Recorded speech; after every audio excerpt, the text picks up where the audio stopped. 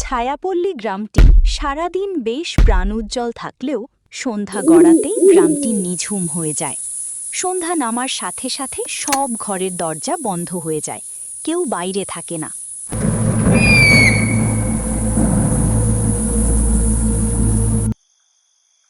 দেখেছিস, আজকে আকাশ কত পরিষ্কার। নিশ্চয়ই রাতে অনেক তারা উঠবে। ওটাই লাভ কি? আমরা তো আর দেখতে পাবো না। সেই কবে আবার মামা বাড়ি যাব, তখন রাতের আকাশে তারা দেখতে পাবো, তার আগে না। সেই তুই ঠিকই বলেছিস ভাই। এখানে থেকে আমরা রাতের আকাশের কোন সৌন্দর্যই উপভোগ করতে পারি না। কোন কিছু ঠিক করে করতে পারি না। আমার এখানে ভালো লাগে না, তাই একটা অজুহাত পেলে মা বাড়ি যাওয়ার বায়না ধরি। কিন্তু বায়না ধরলেই তো আর তা হয় না। স্কুলের জন্য মা কোথাও যেতে দিতে চায় না। কবে স্কুল বন্ধ হবে সেই আশায় বসে থাকি। হেই রূপমনু, সন্ধ্যা হয়ে গেছে, তাড়াতাড়ি ঘরে আয়। এখনো তেমন সন্ধ্যা হয়নি মা, আমরা আরেকটু খেলা করে আসছি। ছেলে মেয়ে দুটোকে একটা কথা একবার বলে শোনাতে পারি না। একদিকে আমি কাজে চোখে দেখি না, অন্যদিকে তাদের জ্বালা। বৌমা, তোমার ছেলে মেয়ে দুটো কোথায়? সন্ধ্যা যে ঘনিয়ে এলো, তাদের এখনো কোনো দেখা নেই। কোনো ক্ষতি না হওয়া পর্যন্ত থামবে না নাকি? সে কথা তাদেরকে বলবে মা, আমিও তো একজন মানুষ, ঘরের সব কাজ তো আমাকেই করতে হয়। আমি কাজ করব নাকি ওদের পেছন পেছন ঘুরে বেড়াবো? তবুও ঘরে আসার সময় ওদেরও বললাম আসতে, কিন্তু তাদের এখনো কোনো খবর নেই। এত কথা না বলে ছেলে মেয়ে দুটোকে টেনে ঘরে নিয়ে এসে দরজা আটকে দাও। কিছু হয়ে গেলে পরে তোমারই ভোগান্তি হবে।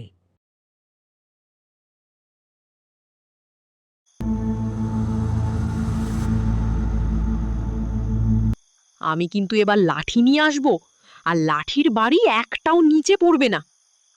এই রূপম তাড়াতাড়ি ঘরে চলে এবার, না হলে কপালে খুব দুঃখ আছে আজ। তারা ঘরে চলে গেলে রাধিকা দরজা আটকে দেয়।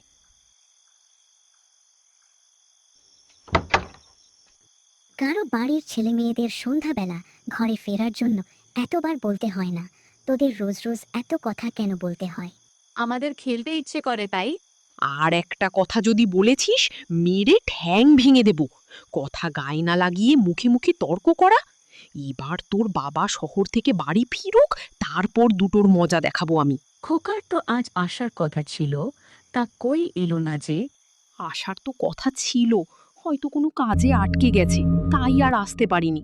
তা না হলে এতক্ষণে চলে আসতো। সে কখন থেকে বসে আছি, কিন্তু কারো দেখা পাচ্ছি না। এভাবে কি জীবন চলে? সন্ধ্যা হলেই গ্রামের লোকজন সব হাঁস মুরগির মতো ঘরে ঢুকে যায়। কতদিন হয়ে গেল কাউকে একটু ভয় দেখাতে পারি না, একটু তাজা রক্ত খেতে পারি না। আর ভালো লাগে না। গারোয়ান ভাই, আর একটু জোরে চালাও না। এভাবে চলতে থাকলে আমি আর বাড়িতেই ফিরতে পারবো না। এখনো অনেকটা পথ বাকি। মনে হচ্ছে বাড়ি ফিরতে একেবারে মাঝরাত হয়ে যাবে। গরুর গাড়ি এর চেয়ে জোরে আর চলবে না বাবু। তাছাড়া সারা দিন না খেয়ে গরুগুলো আবার লোক টেনেছে, ওদেরও তো জান আছে বলুন। আমাদের যেমন কষ্ট হয় ওদেরও তো হয়। হ্যাঁ, সবই তো বুঝতে পারছি, কিন্তু তাড়াতাড়ি বাড়ি ফেরাটাও যে আমার জন্য জরুরি। যত রাত বাড়বে আমার বিপদও তত বাড়বে। কি সব বলছেন আপনি বাবু? না, তেমন কিছু না। বলুন না বাবু, কথা বলতে বলতে গেলে আপনারও সময় কেটে যাবে আর চিন্তাও কম হবে। বলুন কি হয়েছে? আমার আসলে আজ কপালটাই খারাপ, জানো তো। সন্ধ্যার আগে বাড়ি ফিরবো বলে সকালে ট্রেনে উঠেছিলাম শহর থেকে, কিন্তু মাঝপথে এসে ট্রেনটি নষ্ট হয়ে যায়। কথা যার শেষ কারণে হতেই আমার এত গরুর দেরি হয়ে গাড়ির গেছে। একটা চাকা ভেঙে পড়ে। এই পড়লাম। বাবু আস্তে, সাবধানে বসুন। আমি দেখছি কি হয়েছে। এই যা, চাকাটাই তো ভেঙে গেছে। কি বলছো এসব? হ্যাঁ বাবু, চাকাটা ভেঙে গেছে। আপনি নামুন আর বাড়ি পথে হাঁটা ধরুন। কার মুখ দেখে যে আজ বেরিয়েছিলাম কে জানে। যত তাড়াতাড়ি বাড়ি পৌঁছাতে চাচ্ছি ততই যেন পিছিয়ে পড়ছি। শনির দশা লেগেছে আমার। কপালে যার কি কি আছে আজ। আচ্ছা ভাই, আমি তবে চললাম। বাবু সাবধানে যাবেন। আমি দেখি টেনে টেনে বাড়ি পর্যন্ত গাড়িটা নিয়ে যেতে পারি কিনা। অনুর বাবা গ্রামের আঁকা বাঁকা মেঠো পথ ধরে অন্ধকারের মধ্যে হাঁটতে থাকে বাড়ির উদ্দেশ্যে। আজ আমার কপালে নিশ্চয়ই খারাপ কিছু আছে, তা না হলে বারবার এমন বাধা পড়তো না। আশেপাশে আজ রাতটুকু আশ্রয় নিয়ে যে কাল সকালে বাড়িতে যাব সেই উপায়ও তো নেই। কোনো বাড়ি আশেপাশে দেখতেও পারছি না অন্ধকারের জন্য। ওই শাকচুনির কবলে মনে হয় আমাকে আজ পড়তেই হবে। এত চিন্তা করে লাভ নেই, বাড়ির দিকে হাঁটতে থাকি, যা কপালে থাকে তাই হবে। আচ্ছা দাদি, একটা কথা বলতো। কি কথা নাতনি, এত রাতে তোর আবার কি কথা মনে হলো? সন্ধ্যা হলেই আমাদের ঘরে ঢোকার জন্য তোমরা এমন তাড়া শুরু করে দাও কেন? এই দাদি বল, আমাদের মামা বাড়ি যে আমরা কত রাত পর্যন্ত বাইরে খেলা করি, কই ওখানে তো কেউ আমাদের কিছুই বলে না।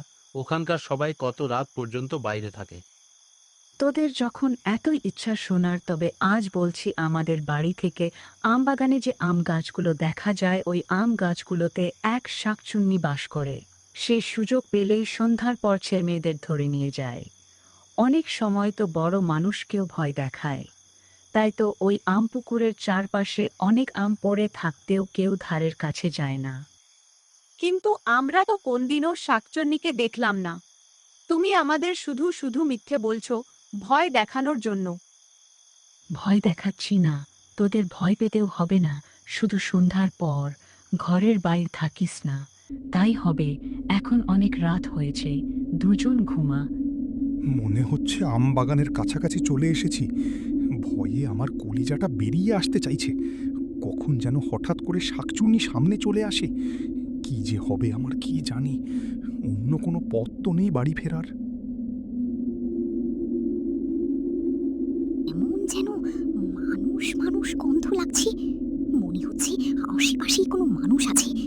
দেখি একটু ভালো করে। আরে সত্যি তো, ওই তো একটা মানুষ হেঁটে এদিকেই আসছে। কত বড় সাহস, এত রাতে আম বাগানের পাশ দিয়ে হেঁটে যাচ্ছে। বুঝবি মজা আজ। ওরে বাপরে, আমি কি দেখছি? এত লম্বা ভয়ঙ্কর পা! কারো পা এত বড় হয় নাকি? নিশ্চয়ই এটা ওই শাকচুন্নির পা হবে। কি রে, আমার পা দেখে ভয় এমন করে কাঁপছিস?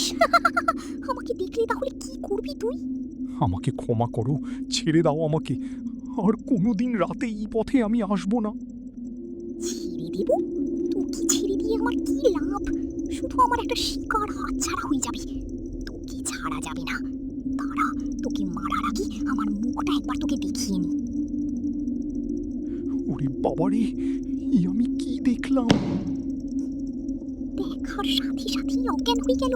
ছি, ছি, এমন ভীতু লোক এই জীবনে দেখিনি। গ্রামের এত লোকেদের ভয় দেখিয়েছি, আজ পর্যন্ত এমন ভীতু কাউকে পাইনি। এইসব ভীতু লোকের মাংস খেলে আমিও ভীতু হয়ে যাব। এই কি আর খাওয়া যাবে না। এখানেই পড়ে থাক, আমি গিয়ে ঘুমিয়ে পড়ি।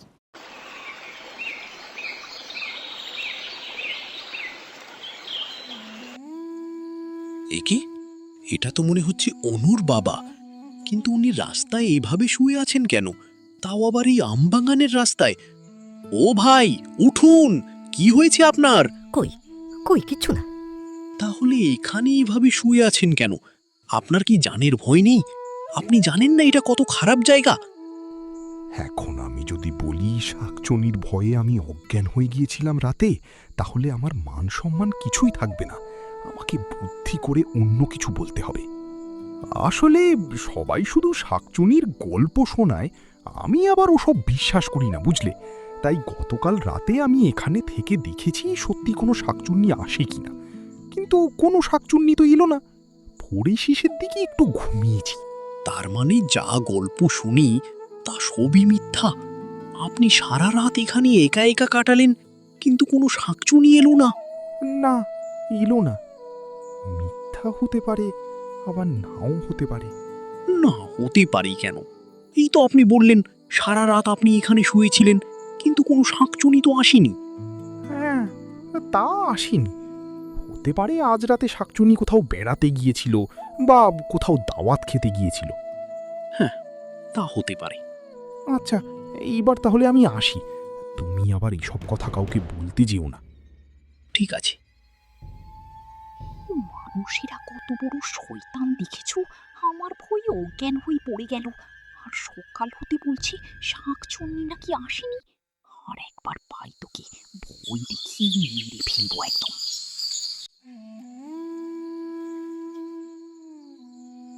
তোমার তো গতকাল আসার কথা ছিল। সত্যি কথা বাড়িতেও কাউকে বলা যাবে না, তা না হলে সবাই অনেক ভয় পাবে আর আমাকে নিয়ে দুশ্চিন্তা করবে। হ্যাঁ ছিল তো, কিন্তু কাজের চাপে আসা হয়নি। এদিকে এই মাসের বেতনটাও দিচ্ছে না, অবস্থাটা খুব বাজে যাচ্ছে। কি আর করার, যতদিন বেতন দেবে না ততদিন একটু কষ্ট করে চলতে হবে। হ্যাঁ আমিও তাই ভেবেছি। তুমিও সংসারে একটু কম খরচ করার চেষ্টা করো। বাবা এসেছিস তুই? কাল থেকে তোর জন্য পথ চেয়ে বসে আছি। হ্যাঁ মা, এই সবেমাত্র এলাম। কেমন আছো তুমি? আমি ভালো আছি বাবা। তুই হাত মুখ ধুয়ে এসে কটা আগে খেয়ে নে। বৌমা দাঁড়িয়ে না থেকে আমার খোকাকে খেতে দাও। ব্যস্ত হতে হবে না, একটু ধীরে সুস্থে খেলেই হবে। আমার ছেলে মেয়ে দুজনকে দেখছি না যে এখনো। তারা বেরিয়েছে পাড়ায় ঘুরতে, কখন আসবে তারও কোনো ঠিক নেই। ছেলে মেয়ে দুটোকে নিয়ে আমি আর পারছি না। তুমি এবার ওদের একটু শাসন করে যাবে কিন্তু।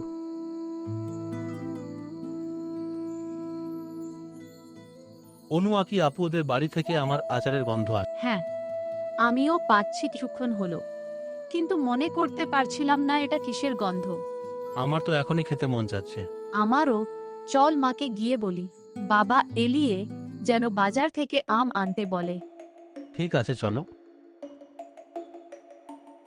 রোদের কি তেজ! শরীরটা আমার জ্বলে পুড়িয়ে একেবারে কালো হয়ে গেল। এই রোদে আর কিছুক্ষণ এখানে বসে থাকলে আমি মরেই যাব। না না, এই রোদে আর বসে থাকা যাবে না। আমি বরং গিয়ে অন্য গাছে বসি। শাকচুন্নি উড়তে উড়তে এসে অনুদের বাড়ির সামনের একটা বড় গাছে বসে। যাক, এই গাছটা বেশ ভালো, খুব আরাম লাগছে। রোদ না কমা পর্যন্ত আমি এখানেই বসে থাকব। মা কোথায় গেলি? এই তো ঘরেই আছি, এদিকে আয়, দেখ তোর বাবা এসেছে। ভাই তাড়াতাড়ি চল, বাবা এসেছে। তাহলে তো খুব মজা। বাবাকে বলবো এখনই গিয়ে আম নিয়ে আসতে। চল। বাবা কখন এলে তুমি? এই তো এলাম। কেমন আছিস তোরা? আমরা ভালো আছি, কিন্তু তোমাকে এখনই বাজারে যেতে হবে। বাজারে কেন আবার? আমাদের জন্য আম নিয়ে আসতে। এখন তো আমের আচার খাওয়ার দিন। আমি আর ভাই আম আচার খাবো। তুমি এখনই গিয়ে আম নিয়ে এসো। তোর বাবা এখনো বেতন পায়নি, আগে বেতন পাক, তারপর আমাচার খাবি। এখন গিয়ে খেলা কর, তোর বাবা খাবে।